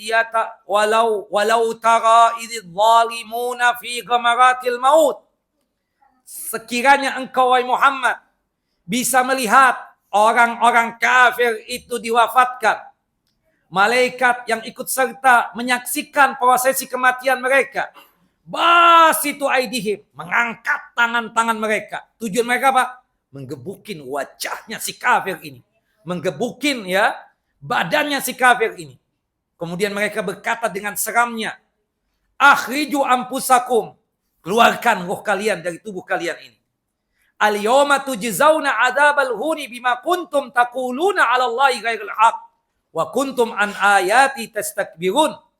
Hari ini kalian dibalasi dengan azab yang menghinakan kalian. Apa itu? Azab kubur. Karena kalian itu telah berkata-kata tentang Allah tanpa hak, tanpa kebenaran. Dan kalian telah mendustakan ayat-ayat kami. Dan kalian telah bersikap sombong terhadap ayat-ayat Allah Jalla wa'ala. Al-malaikatu yadribuna wujuhahum wa adbarahum. Wa dhuku adab al-harik. Rasakan sekarang adab yang membakar kalian. Ditarik-tarik sampai akhirnya apa? Keluar juga. Keluar ruhnya itu dari mulutnya. Tapi urat-urat persendian, urat-urat tubuhnya terputus seketika. Apa? Terputus seketika. Sebagaimana disebutkan di dalam hadis Barra bin Azib radhiyallahu an. Fatafarraqa fi jasadihi fayantazi'uha kama yuntaza'us sufudu al-kathiru su'ub min as-sawfil mablul. Jadi ada domba itu yang kulit yang bulu-bulunya banyak dikasih air. Dikasih apa? Kasih air. Kemudian ada sujen sate. Tahu sujen sate? Buat BBQ itu. Ya, kan sekarang bikin sate kan? Nah, ditusukkan di domba yang hidup tadi, yang kebetulan bulu-bulunya lagi basah. Ditarik-tarik berat banget tuh. Subhanallah, itu sakitnya luar biasa tuh domba. Begitulah orang kafir. Ketika dicabut ruhnya, kesakitan yang sangat luar biasa. Fataqatta'a ma'aha al-'uruq wal 'asab, sehingga urat-urat tubuhnya tersebut terputus satu yang dengan yang lainnya. Dan dia teriak sejadi-jadinya. Allahu Akbar. Dan ketika ruh itu keluar, bau busuk yang sangat luar biasa keluar dari mulutnya, percis seperti ruhnya dongki atau keledai. Kemudian malaikat-malaikat yang berada di antara bumi dan langit dan malaikat-malaikat yang ada di langit seketika mengutuk dan melaknat ruh tersebut. Fayal'anuhu kullu malakin bainas sama'i wal ardh wa kullu malakin fis sama'. Subhanallah. Dipegang oleh malaikat maut. Baru sekejap mata diambil ruh tersebut, diletakkan di kain kapan yang mereka bawa dari neraka. Dibawa ke atas. Setiap kali melewati malaikat-malaikat yang bertugas di antara bumi dan langit, mereka kebauan, mereka kebauan bau busuk yang sangat luar biasa. Ka'antuni rihin jifah wujidat ala wajhil ard, percis seperti bau bangkai yang busuk yang ada di muka bumi ini. Kemudian malaikat itu bertanya, "Ma hadzal khabis?" Ruhnya siapa ini? Bau banget. Kata mereka, "Fulan ibnu fulan." Ini ruhnya Fulan bin Fulan atau Fulanah binti Fulan. Disebutkan dengan gelar-gelar yang jelek. Sebagaimana sebutan kita ketika menyebutkan orang yang jelek ada di muka bumi ini. Sampai berada di mana? Di pintu langit dunia. Malaikat ini mencoba untuk minta dibukakan pintu langit. Tapi penjaga pintu langit tidak mau untuk membukakannya. Fayastabtihu lahu fala yuftahu lahu. Fala yaftahu lahu. Penjaga pintu langit tidak mau untuk membukakannya. Subhanallah. Kemudian disebutkan di dalam firman Allah dalam surah Al-A'raf, surah yang ke-7 ayat 40. la tufattahu lahum abwabus sama'i wa la yadkhulunal jannah hatta yalijal jamalu fi samil khiyat. Tidak bakalan dibukakan pintu-pintu langit bagi orang-orang kafir itu. Dan mereka tidak bakalan masuk surga sampai yang namanya onta bisa masuk ke lubang jarum. Ini hal yang mustahil, impossible. Ya, kata antum, bagaimana kalau bikin jarum segede atau sebesar rumah anak Ustaz? Nah, onta bisa masuk, itu bukan jarum namanya. Jarum itu kecil, lubangnya kecil lagi. Ini ungkapan Allah kepada mereka yang kafir ini, mati dalam kondisi kafir, masuk neraka. Mati dalam kondisi musyrik, syirik besar yang dibawa mati, neraka kekal abadi di dalam. Kemudian Allah Jalla wa'ala memerintahkan agar si ruh kafir ini ditulis di kitab Sijin. Kumpulan orang-orang yang busuk, kumpulan orang yang jelek, kumpulan orang kafir dan fajir. Yang dimana kitab Sijin itu beradanya di mana? Di bumi yang ketujuh. Di lapisan bumi yang ketujuh. Naam. Kemudian Allah memerintahkan, lemparkan itu ruh. Beda dengan ruhnya orang mukmin tadi. Dibawa lagi kembali ke dunia. Ya, seperti itu. Nah, kalau ruhnya orang kafir, enggak dilempar dari langit. Bayangkan. Subhanallah, sebagaimana yang Allah Jalla wa'ala abadikan di dalam surah Al-Had. Surah yang ke-22 ayat 31. Wa may yusyrik billahi faka'annama kharra minas sama' fatakhtafuhu at-tayru aw tahwi bihi rihu fi makanin sahih. Barang siapa yang meninggal dunia, kufur, menyekutukan Allah Jalla wa'ala, maka dia dilempar ruhnya tersebut dari langit. Seakan-akan dia jatuh dari langit lalu disambar oleh burung atau diterbangkan angin ke tempat yang jauh. Rasulullah kemudian melanjutkan. Ruhnya dikembalikan ke jasad. Kemudian ketika menerima ruh tersebut dalam kondisi orang yang susah bernapas. Gelap gulita jelas, itu jelas banget. Dan subhanallah Munkar dan Nakir ibu-ibu sangat mudah masuk ke kuburannya. Subhanallah dengan wajah yang menakutkan. Aswadani agzaqani. Hitam pekat kebiru-biruan. Membawa palu godam. Dia tahu nih orang gak bakalan bisa jawab. Dia bawa apa? Palu godam. Sebagaimana disebutkan. Ya, di dalam hadis yang sahih. Yang dikeluarkan oleh Imam Bukhari dan Muslim. Wa yudrabu bimatarikin min hadid. Darbatan ya. Subhanallah. Malaikat tersebut nanti memukulkan ya. Palu godam tadi itu yang terbuat dari besi. Besi akhirat tentunya. Naam. Kemudian mulailah didudukkan juga. Itu mayit kafir tadi. Ditanya, "Marabbuka?" Tuhanmu siapa? Fayaqul, "Ha, la adri. I have no idea." Hah? Enggak tahu. Ditanya, "Madinuka?" Apa agamamu? Hahin, la adri. Aku enggak tahu. Subhanallah. Ditanya lagi, tahu enggak siapa laki-laki yang diutus kepadamu? Enggak tahu namanya. Subhanallah. Nah kalau munafik yang ditanya, enggak tahu, aku enggak tahu. Fakultu, perasaan pernah ngucap tuh, Tuhan siapa? Padahal pernah ngucap dulu ketika di dunia agama apa? Padahal dulu pernah ngucap Nabi siapa? Tahu. Tapi kau sekarang lupa. Itu orang munafik tuh, jawabannya begitu. Luar biasa. Karena enggak bisa jawab. Subhanallah, palu godam berlaku. Naam, subhanallah, ketika tidak tahu ya. La daraita wala talita. Engkau enggak tahu, enggak bakalan paham, enggak mengerti. Wa yudrabu bimatarikin min hadidin. Darbatan fayasihu sayhatan yasma'uha man yalihi ghair sakalaini. Dipukullah dengan sekali pukulan saja. Itu berteriak sejadi-jadinya. Sehingga makhluk-makhluk yang ada di sekitarnya bisa mendengar teriakannya. Kecuali dua. Sakalain. Siapa?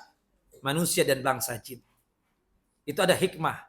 Bayangkan kalau sekiranya kita dengar tuh teriakan orang-orang di kuburan itu, wah, kita nggak bakal kerja lagi kayaknya. Nggak niat untuk hidup lagi kayaknya. Di masjid aja, itikaf seharian. Subhanallah. Alhamdulillah kita nggak dengar. Kalau dengar, Allahu Akbar. Setiap kali melewati kuburan, ketakutan aja kita.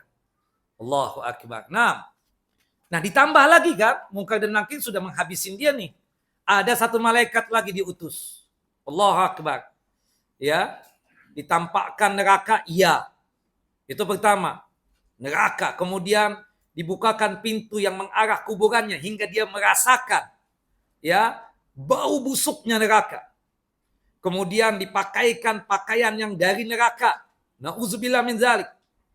Kemudian setelah itu ya dihadirkan malaikat yang digambarkan wajahnya itu seram dan menakutkan. Seram dan menakutkan. Ya, matanya buta. Telinganya tersebut tuli. Lisannya bisu.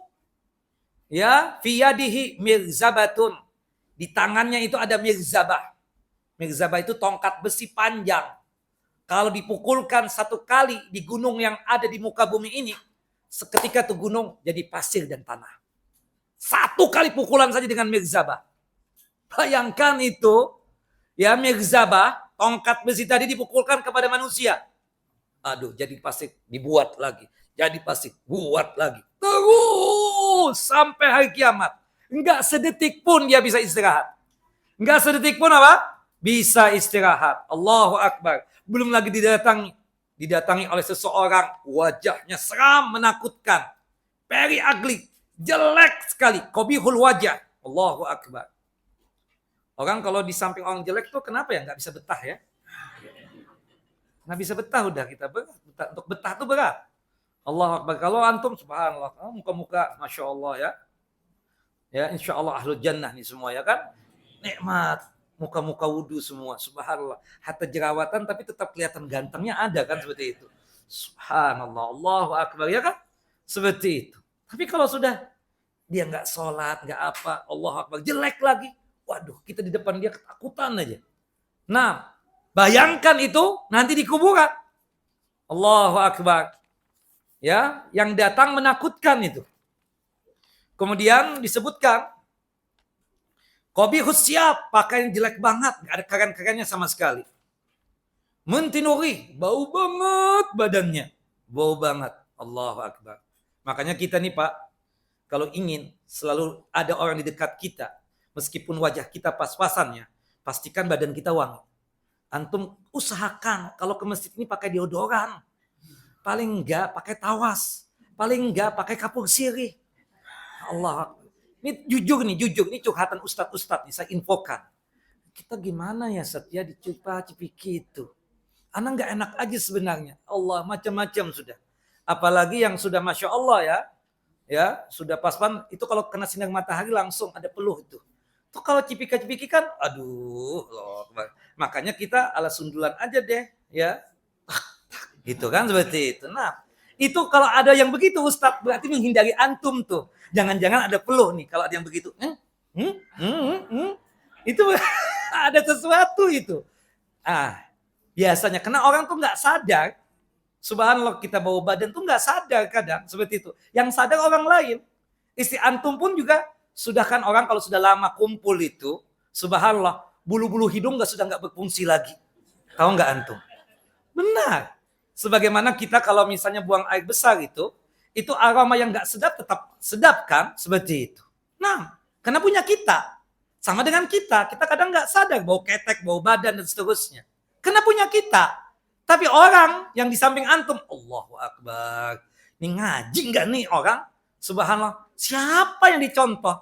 Ustadz nggak mungkin begitu. Semua ustadz keren, nah, Masya Allah wangi. Sebelum kajian parfum setengah botol. Apa? Karena dia tahu mau dicipika-cipiki dengan orang. Seperti itu. Maksud anak, ini sekedar info kan hubungannya dengan ini nanti ya. Usahakan kita kerenlah penampilan. Ketika ada sahabat yang datang kepada Rasulullah SAW. Ya Rasulullah, ya Nabi Allah, ayyakuna libasi hasanan wa na'li hasanatan. Hal hadza minal kibir. Kalau anak punya pakaian bagus ya Rasulullah, sandal keren. Anda termasuk sombong enggak? Enggak, kata Nabi. Innallaha jamil, yuhibbul jamal. Sesungguhnya Allah maha indah dan menyukai keindahan. Al-kibru batul haq wa gamtun nas. Yang disebut dengan sombong itu apa? Menolak kebenaran. Orang kalau menolak kebenaran pasti melecehkan orang. Nah, jadi supaya antum misalnya enak tuh Ustaz. Nah, berarti antum wangi tuh. Seperti itu. Wallahu a'lam. Pastikan ya. Maaf. Nih subhanallah informasi dari DKM Masjid sebenarnya. Sama Ustaz-Ustaz. Wallahu a'lam. Jangan sampai kita datang ke masjid ini, terutama masjid kita belajar masalahnya. Kita belajar bagaimana kita harus berpenampilan keren. Termasuk badan wangi harus ada ketika masjid itu. Wallahu a'lam bishawab. Nah, bayangkan kita ketemu dengan orang yang bau badan, pakaian asal-asalan, jelek lagi. Ya Allah, nggak betah kita, nggak bakalan betah sudah sama itu. Nah, bayangkan itu seumur hidup nanti di mana? Sampai hari kiamat di alam barzah, di alam kubur. Udah jelek yang nemanin. Pakaian ala kadarnya, ala zifi, ya. Subhanallah. Sayana banget sudah. Allahu Akbar. Kemudian apa? Kita katakan. Kemudian bau badannya luar biasa. Sehingga ketika ditanya, man anta? Kamu ini siapa sih? Fawajhukal wajhu yaji'u bil bisyar. Engkau ini sepertinya kalau melihat dari wajah ini adalah orang yang akan mendatangkan keburukan kepadaku. Ya. Subhanallah, kata dia, ana amalukal khabis. Aku adalah amalan jelekmu, amalan maksiatmu, amalan dosamu. Fa wallahi ma alimtu illa kunta bati'an an ta'atillah, sari'an ila maksiatillah. Demi Allah aku bersaksi, kamu ini sangat aku ketahui sangat jauh dari taat kepada Allah, seringnya maksiat kepada Allah, dan hari ini engkau dibalasi buruk dan jelek, akan mendapatkan azab kubur. Allahu Akbar. Nah, sampai akhirnya disiksa terus ya. Sebagaimana disebutkan di dalam hadis, ada seorang malaikat yang datang membawa mirzabah tadi itu, tongkat besi tadi. Kemudian setiap kali dia tersebut apa? Utuh lagi, dipukul lagi, jadi pasir tanah lagi. Dibentuk lagi. Seperti itu seterusnya. Sampai dia mengatakan ketika ditampakkan neraka untuknya, ditampakkan neraka. Ini loh tempat duduk kamu nanti. Ya, di akhirat kelak. Kata dia, "Wabila tuqimus sa'ah." Ya Allah, ya Tuhanku, jangan engkau tegakkan hari kiamat. Jangan adakan hari kiamat tersebut. Nah, itu kondisi orang yang kafir, orang yang fajir. Semoga Allah Jalla wa'ala menyelamatkan kita dari siksa kubur. Semoga kita semua yang meninggal dunia mendapatkan nikmat kubur, bisa merasakan aroma sedap yang datang dari surga, bisa melihat surga, ya, kemudian bisa dipakaikan pakaian surga, kemudian juga ya ditemani oleh ya seseorang yang betul-betul menyenangkan hati kita ini hingga terjadinya apa? Hari kiamat. Wallahu a'lam bissawab. Sudah 1 jam setengah. Ada pertanyaan? Ya, Bang. Waalaikumsalam warahmatullahi wabarakatuh. Yang pertama, Anda mohon doanya dari Ustaz dan Jamaah karena istri Anda rahimahullah baru pulang Senin kemarin. Azam Allah jaraka wa ahsana aza'aka wa ghafara limayyitika. Husnul khatimah. Husnul khatimah istri antum.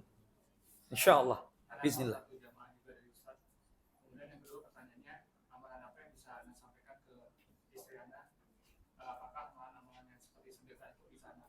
Sedekah sampai. Sekarang kurban nih.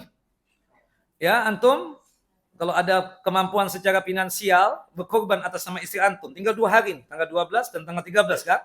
Masih ada waktu. Cuma daging korbannya sedekahkan seluruhnya. Maaf, korbannya ada, sedekahnya ada. Karena kalau kita berkorban atas nama orang sudah meninggal dunia itu boleh, tapi dengan catatan apa? Daging korbannya disedekahkan seluruhnya. Nah, ketika antum berkorban atas nama istri antum ya, seperti itu, pahala sedekahnya dapat, kemudian berkorbannya juga apa? Dapat, insyaallah. Tapi antum yang hidup sudah berkorban kan? Nah, sekarang antum hari ini beli kambing 1 ekor saja, ya, kemudian berkorbanlah atas nama istri antum, maka istri antum dapat pahalanya dari berkorban dan sedekahnya. Wallahu a'lam bishawab. Nah, nanti ya bersedekah semampu antum, mau tiap hari boleh, mau tiap pekan boleh, tiap bulan boleh ya. Seperti itu. Bersedekah. Hatta antum sudah menikah lagi. Ana nasihatkan. Cinta pertama itu beda dengan cinta kedua, ketiga, keempat, keenam. Beda. Maka oleh sebab itu antum pikirkan istri antum yang sudah meninggal ini. Bersedekahlah atas nama dia. Doakan dia selalu. Ya, semoga selalu diberikan rahmat oleh Allah Jalla wa ala, dilapangkan kuburannya. Nah, kalau dia punya utang, segera bayarkan utangnya. Nah, apalagi ya berkaitan dengan amal soleh yang lainnya. Nah, termasuk nanti kalau antum umrah, umrahkan buat dia. Antum sudah umrah 1 kali nih, ya kan? Ya, pendapat yang rajih, pendapat yang benar, bahwasannya boleh lagi antum umrah lagi. Subhanallah, karena kan antum nggak kayak ustadz, tiap bulan bisa berangkat. Ya, artinya bagaimana ustadz? Anda ingin mengumrahkan istri Anda, antum umrah sudah umrah, Anda ikut sama ustadz nih ustadz. Oke, 1 kali dulu, antum umrah buat antum dulu. Nanti kalau antum punya kekuatan fisik, besok atau lusanya, ya keluar dari tanah haram ke Tan'im. Umrahkan buat istri antum yang meninggal dunia tersebut. Tapi ini semua Pak bisa terjadi kalau antum belum kawin nih. Anda nggak yakin, antum sudah kawin kayaknya sudah mulai berubah tuh. Untuk apa? Untuk mengingat dia. Makanya jauh-jauh hari Anda nasihatkan kepada antum, ingat dia selalu. Hatta antum sudah kawin lagi ya. Seperti itu. Wallahu a'lam bishawab. Begitu. Barakallahu fiik. Ada yang lain? Mau dicarikan? Nah, sama ketua DKM aja. Ya seperti itu. Nah, udah pulang.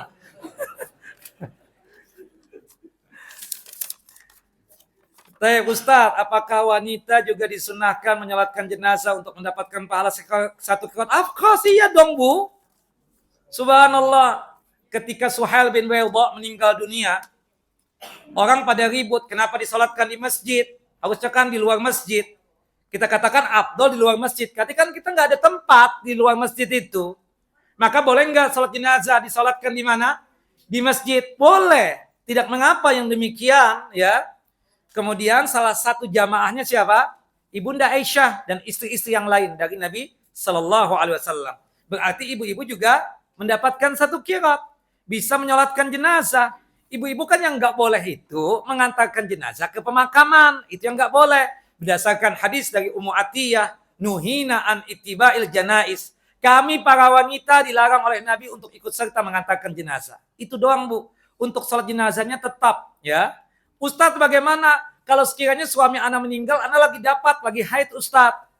Ibu tetap sholatkan nanti kalau sudah suci. Bagaimana caranya Ustadz? Kan sudah dikubur. Iya benar. Ketika ibu sudah suci, datang ke kuburan suami ibu, sholatkan jenazahnya. Sebagaimana dilakukan oleh Ibunda Aisyah ketika abangnya Abdurrahman meninggal dunia. Beliau tidak bisa menyolatkan jenazah pada saat itu karena lagi halangan, lagi haid. Kemudian setelah 1 bulan, beliau datang ke kuburan siapa? Abdurrahman. Untuk apa? Menyolatkan jenazah Abdurrahman tadi. Abangnya. Wallahu a'lam bissawab. Ini sholat jenazah luar biasa Bapak Ibu. Allahu Akbar. Kalau kita sayang dengan besti kita, dengan teman dekat kita, dengan abang kita, dengan saudara kita, dengan tante kita, dengan umi kita, sholat jenazah. Pastikan sholat jenazah. Ini yang membuat apa? Terang kuburannya. Wallahu a'lam bissawab. Sebagaimana disebutkan di dalam hadis Abu Hurairah radhiyallahu anhu. Ustaz, salah satu amalan yang akan bersaksi adalah ibadah salat. Bagaimana jika salatnya seringkali tidak khusyuk, seringkali dalam salat pikiran kemana-mana hingga kurang rakaat atau kelebihan Ustaz?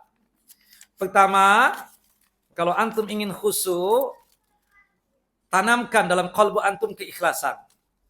Jelas ya? Dan kemudian salat sebagaimana tuntunan Nabi. Kalau kita salat ikhlas dan sesuai dengan tuntunan Nabi, maka insya Allah kehusuan itu akan muncul. Khusyuk itu apa sih?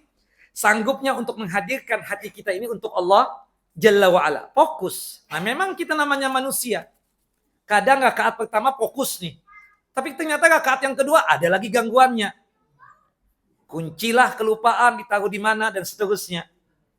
Terkadang ada gangguan yang lain. Mungkin anak-anak kecil berlarian di masjid. Ya kan? Tapi kemudian kita lawan lagi. Rakaat ketiga khusyuk lagi nih. Nah bagaimana hitungannya? Kata para ulama, selama dia tersebut di rakaat pertama atau takbiratul ihramnya dia sanggup khusyuk, insya Allah Allah Jalla wa'ala akan menilai ibadah salatnya. Dan insya Allah mudah-mudahan itu salat juga akan menjadi tameng kita di alam barzakh kita, di alam kubur kita. Wallahu a'lam bishawab. Karena memang susah. Untuk khusyuk 4 rakaat itu berat banget. Hanya orang-orang yang memang betul-betul mendapatkan petunjuk dan hidayahnya Allah. Tapi Allah Jalla wa'ala maha sayang dengan kita. Yang penting kita melaksanakan ibadah salatnya. Kita berusaha untuk khusyuk. Kalau misalnya khusyuan itu kurang, kita minta maaf kepada Allah Jalla wa'ala. Kita berusaha lagi untuk khusyuk. Tapi meskipun di rakaat yang pertama kita khusyuk, rakaat yang selanjutnya kita kurang misalnya, insya Allah salatnya tetap diterima oleh Allah Jalla wa'ala. Selama ikhlas dan ittiba. Wallahu a'lam bissawab. Cukup ya ibu-ibu? Bapak-bapak ada pertanyaan lain? Nah, barakallahu fikum. Ya, Bapak, monggo.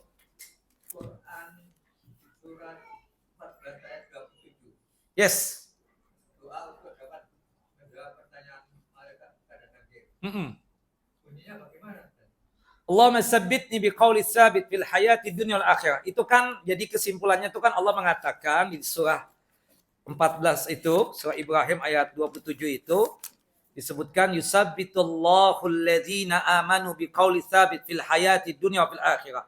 Allah meneguhkan iman orang yang beriman dengan ucapan yang teguh dalam kehidupan di dunia dan di akhirat.